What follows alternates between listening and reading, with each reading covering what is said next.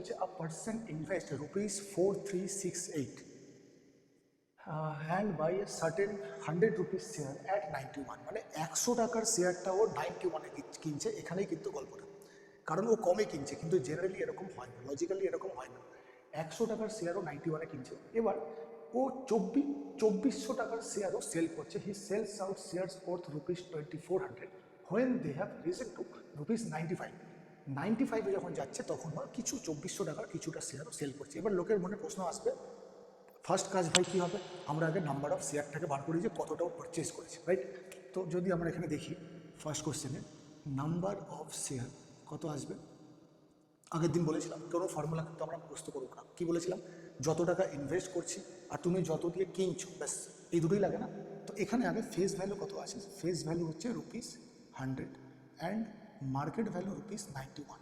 তো number of share কী হয়, investment divided by market value of each share, ঠিক আছে? তো এটা আসছে কত, 4368 ডিভাইডেড বাই 91। এটা যদি আমরা ডিভাইড করি তো এটা আসবে আমাদের 48। তো এই শেয়ারও কিনছে, ঠিক আছে? তো এবার যখন আমরা বেচতে যাব, তো এবার তুমি গল্পটা বুঝতে পারছো না, এখানে তুমি 91-এ কিনছো, রাইট? কিন্তু তুমি যখন ডিভিডেন্ড পাবে না, তুমি ওটা 100-এর রেসপেক্টই পাবে, ঠিক আছে? কোম্পানির ফেস ভ্যালু একটা ফিক্সড করা আছে, তুমি তার বাইরে নতে পারবে না, ঠিক আছে?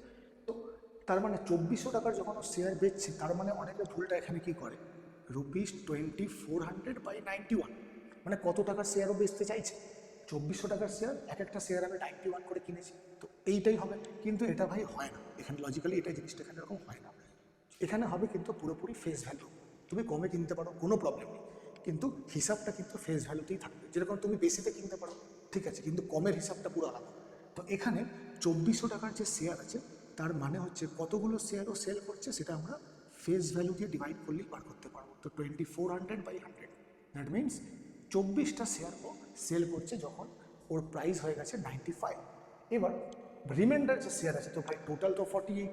তো যদি আমরা এটা বুঝে যাই যে 24টা শেয়ারও 95-এ সেল করছে, তো রিমেনিং 24টাও 85-এ সেল করবে, তাই তো? তো আমরা এখান থেকে ডাইরেক্টলি টোটাল সেলিং প্রাইস কত হবে সেটা বার করতে পারি। তো 24 ইন্টু 95, 24টা শেয়ার 95 করে, আর রিমেনিং 24টা শেয়ার হচ্ছে 85 করে। তো আমরা এখানে কমন নিয়ে নিচ্ছি 95 প্লাস 85, দ্যাট মিনস 24 ইন্টু, এটা আসছে আমাদের 180। এবার এটা আমরা মাল্টিপ্লাই করলে আসবে 720734,320, রাইট? এইটা হচ্ছে আমাদের টোটাল সেলিং প্রাইস। এবার তুমি ভাই কিনেছিলে কততে, তুমি কিনেছিলে 4368 দিয়ে, টোটাল সেল করেছে এততে, তারপরে লসই হয়েছে, রাইট? তো টোটাল লস কত আসবে এখানে, 4368 মাইনাস 4320, দ্যাট মিনস 48 রুপিস ও টোটালে লস করবে। ক্লিয়ার?